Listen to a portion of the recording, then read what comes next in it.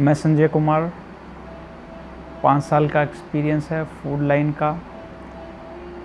बहुत से लोग ऐसे हैं जो ये सोचते हैं कि रेस्टोरेंट करें, उसमें क्या क्या कठिनाइयाँ आती हैं, क्या क्या समस्या आती है और क्या लाभ है। कई ऐसे भी हैं जो इसको अपने उंगलियों पे कैलकुलेट करते हैं कि मैं इतना पैसा लगा दूंगा, इतना डबल हो जाएगा, या रेस्टोरेंट में मेरा एक साइड बिजनेस खड़ा हो जाएगा। फूड बहुत बड़ी इंडस्ट्री है, इसके अंदर पैसा कमाने के लिए मतलब हर बंदे का अलग अलग व्यू होता है। बट मैं इतना बड़ा ज्ञानी नहीं हूँ, बट मैं मेरे 5 साल का एक्सपीरियंस आपके साथ शेयर करूँगा। मैंने 3 रेस्टोरेंट किए, अपने तीनों का अलग अलग एक्सपीरियंस बताऊंगा। कौन सा प्रॉफिट में रहा, कौन सा प्रॉफिट में नहीं रहा, किसके क्या कारण थे, किसके क्या कारण नहीं थे, सारा मैं आज इस वीडियो में आपको शेयर करूंगा। मेरा कोई मेन मकसद ये नहीं है कि कोई मैं ट्रेनिंग देना चाहता हूं या मैं मेरा इसके थ्रू मेरा फूड बेचना चाहता हूं। मेरा सिर्फ़ और सिर्फ यही प्लानिंग है कि कोई भाई जो रेस्टोरेंट करना चाहता है तो वो वीडियो को देख ले, ताकि अपनी समस्याएं का समाधान मिल जाए। नंबर 1, मोस्टली जो लोगों का क्या रहता है कि इस पे पैसा कितना इन्वेस्ट होता है। तो रेस्टोरेंट की बात करेंगे, एक कैफेटेरिया की बात करेंगे, न कि इसमें कन्फेक्शनरी, रेडी, इनकी बात नहीं करूँगा। मैं रेस्टोरेंट की बात करूँगा। तो रेस्टोरेंट में 10 सीटिंग है आपके पास, यदि 10 से 12 सीटिंग है या 15 सीटिंग है, मान लो 15% की सीटिंग जो, उसमें ऑलमोस्ट 10 लाख रुपए लग जाते हैं। कई सोचते हैं कि 10 लाख कैसे लग जाते हैं। 2 लाख रुपए का सामान नहीं है, 2.5 लाख का नहीं है, 3 लाख का नहीं है, 10 लाख कैसे लग जाते हैं। हर जगह की नहीं बोल सकता मैं, हर स्टेट की नहीं बोल सकता, बट जहाँ पे मोस्टली जहाँ पे मैंने काम किया है, जिस जगह पे किया है, उसके हिसाब से बोल रहा हूँ कि 10 लाख रुपए ऐसे लगते हैं कि आप बिल्डिंग लोगे। हर बिल्डिंग की नहीं बता रहा मैं, मोस्टली बिल्डिंग की बता रहा। कईयों की तो खुद की बिल्डिंग भी होती है, नहीं खर्चा आता। किसी के नॉन की होती है, वो नहीं सिक्योरिटी लेते। बट जो रूल चलने लग रहे हैं मार्केट के, वो ये हैं कि आपके जैसे आपने एग्जाम्पल 40,000 रुपये में बिल्डिंग ले ली किराए, तो आपसे 2 सिक्योरिटी लेते हैं, वो 80,000 रुपये सिक्योरिटी ले लेंगे, 40,000 रुपये एडवांस किराया ले लेंगे। फिर आपका बिजली का है, किसी की भी बिल्डिंग है, कोई इतना बड़ा कनेक्शन नहीं लेता इलेक्ट्रिसिटी का कि 3-4 एसियाँ चल जाएँ या मशीनें चल जाएँ।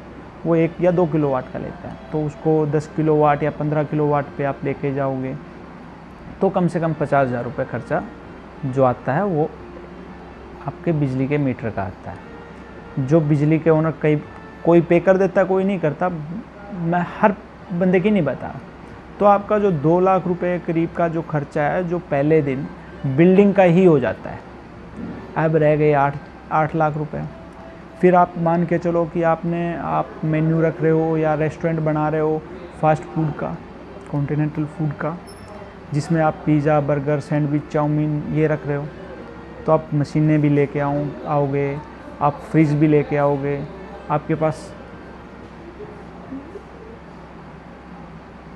पहली बात तो 10 सीटिंग के लिए आपको जगह भी उतनी चाहिए। 40,000 रुपये वाली तो जगह ही चाहिए, जब भी उसमें से 10 सीटिंग निकलेगी आपकी किचन को निकाल के।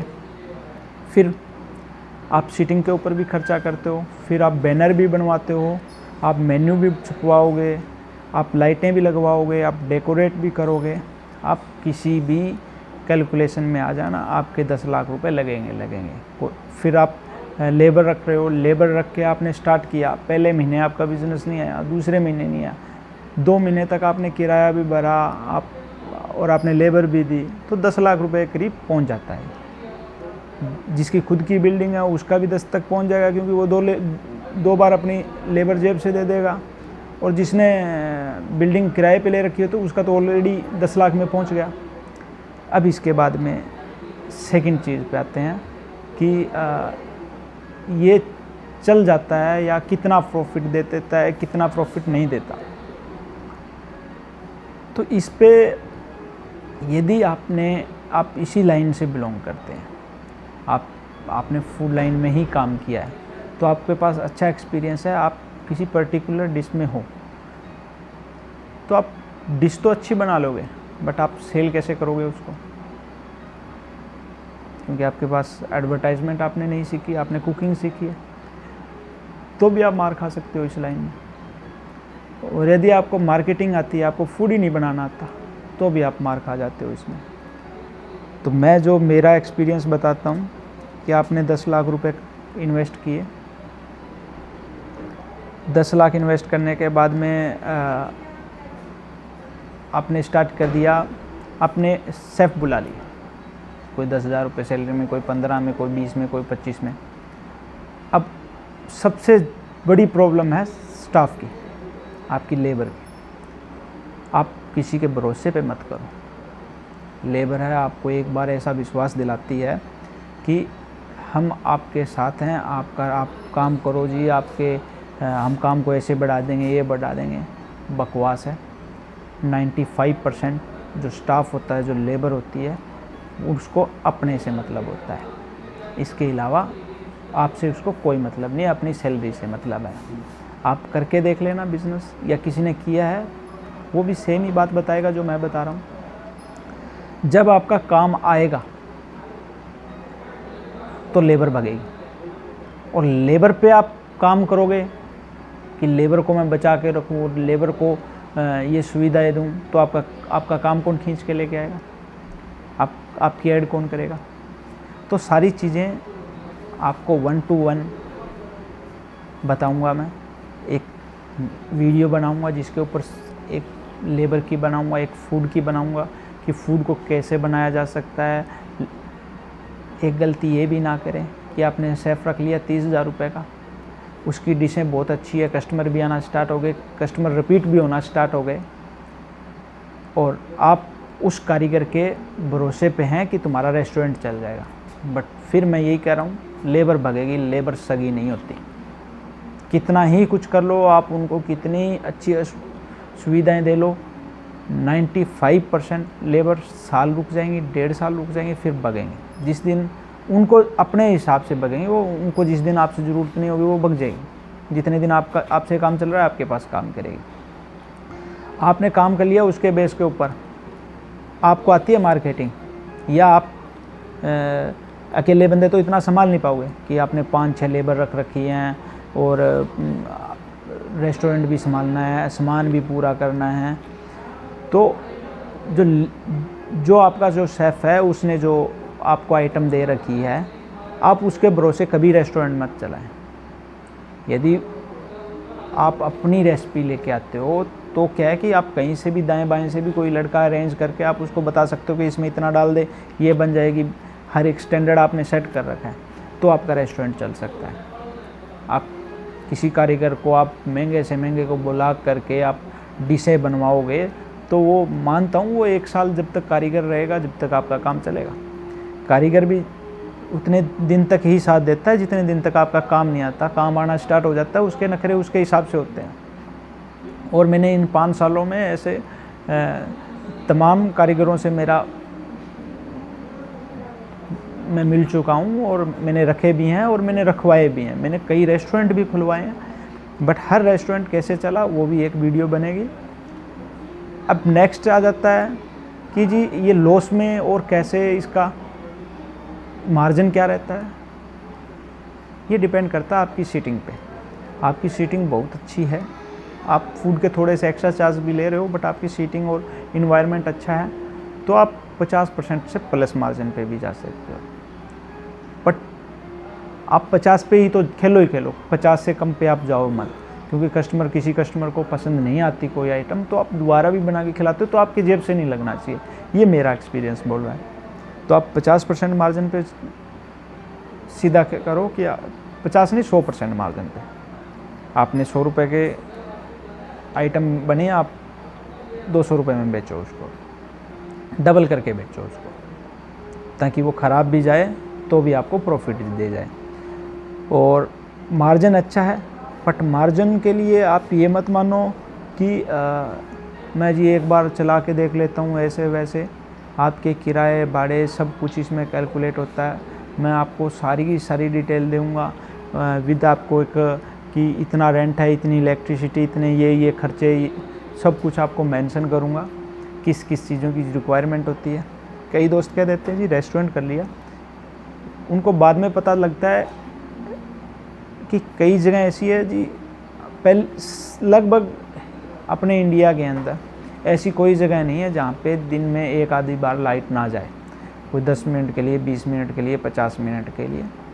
कई रेस्टोरेंट कर लेते हैं दोस्त, बट उनको बाद में पता चलता है कि जनरेटर की रिक्वायरमेंट होती है। कई बोलते हैं कि 10 मिनट 20 मिनट के लिए जनरेटर की कोई रिक्वायरमेंट नहीं होती, आप पंखे से या इन्वर्टर से काम निकाल सकते हो। बट किसी के पास मशीनें इलेक्ट्रिसिटी वाली हैं, फिर वो क्या करेगा। और आपकी एसी नहीं चलेगी गर्मियों में, आपके जून के महीने में 5 मिनट भी कस्टमर विदाउट एसी के नहीं बैठता, 1 घंटा कैसे बैठ जाएगा। तो उससे कस्टमर टूटते हैं। तो 10 सीटिंग हो चाहे 15 हो, 10 लाख रुपए मिनिमम बता रहा हूँ मैं, खर्चा उतना होता ही होता है। कई क्या करते हैं जी, मेरे को 2 लाख रुपए का एक दोस्त सामान बेच रहा है जिसमें इतनी सीटिंग है, इतनी मशीनें हैं, वो ले लेता हूँ, 2 लाख रुपए ऊपर लगेंगे। सब वहम है। आप कोई भी चीज़ लेते हो, मान लो ये आपने टेबल ले लिया या ये सोफ़ा ले लिया, सोफ़े की कोई वैल्यू नहीं है। ये 7-8 हज़ार रुपये में आ जाते हैं, 10 हज़ार रुपये में आ जाते हैं। आप 10 लोगे 70-80 हज़ार रुपये के आ जाएंगे। बट इसको रखने के लिए जो आपको इंटीरियर तैयार करना पड़ेगा, वैल्यू उसकी है, वैल्यू आपके किराए की है। आपने 6 महीने रेस्टोरेंट चलाया, 6 महीने घाटे में चलाया, जब भी सोफ़े की वैल्यू कितनी चली गई। सब चीज़ की कैलकुलेशन एक अलग अलग वीडियो के अंदर होगी, जिसमें बताया जाएगा कि आप किस लोकेशन पे आप करो, किस लोकेशन पे आपको नहीं करना चाहिए। सपोज करो आप बैठे हो ऑटो मार्केट में, सारे के सारे वहाँ पे मैकेनिक बैठे हैं, कोई कार का है, कोई बाइक का, और वहाँ पे आप रेस्टोरेंट कर रहे हो, तो ऑब्वियसली मैं तो यही कहूँगा कि 5% चांस है चलने के, क्योंकि नहीं चल पाएगा। कई सोचते हैं कि जी कॉलेज के पास में कर लेते हैं। कॉलेज के पास में भी ओनली कॉलेज पे डिपेंड होके मत करें। कॉलेज की छुट्टियां बहुत ज़्यादा होती हैं, वीकली भी 5 दिन खुलता है। 5 दिन में आप मान लो 12 बजे से पहले स्टूडेंट नहीं आएगा, 3 बजे के बाद में स्टूडेंट नहीं आएगा। 3 घंटे का काम है, 3 घंटे ने उतना खर्चा कवर नहीं कर पाते, क्योंकि ये तो है नहीं कि लेबर आपकी सस्ती है, किराया सस्ता है, तो ये बहुत महंगी चीज़ें हैं। और आप लोकेशन मैटर करती है। मानता हूँ कि कई बोलते हैं कि फूड हो, जंगल में हो तो भी बेच देते हैं, बट उस लेवल का जाने के लिए जी बहुत टाइम लगता है। फिर आपको ये वीडियो देखने की भी ज़रूरत नहीं है, यदि आप में वो कलाकारी है कि आप रेस्टोरेंट में ये कर लोगे, वो कर लोगे।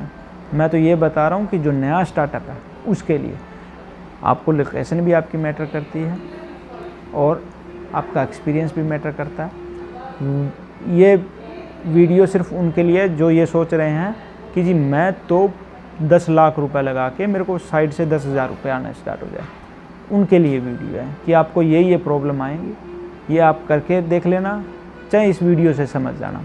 तो मिलता हूँ मैं अगली वीडियो में। कोई भी आपके कोई इंक्वायरी है, कोई आपके क्वेश्चन है, डाउट है, तो प्लीज़ मैसेज कर देना, मैं उसको डिटेल में भी बता दूंगा कि जी इस चीज़ का ये समाधान है, ये प्रॉब्लम है, आप इस पर डिपेंड होगे तो यही बनेगा। तो मिलते हैं, शुक्रिया, धन्यवाद।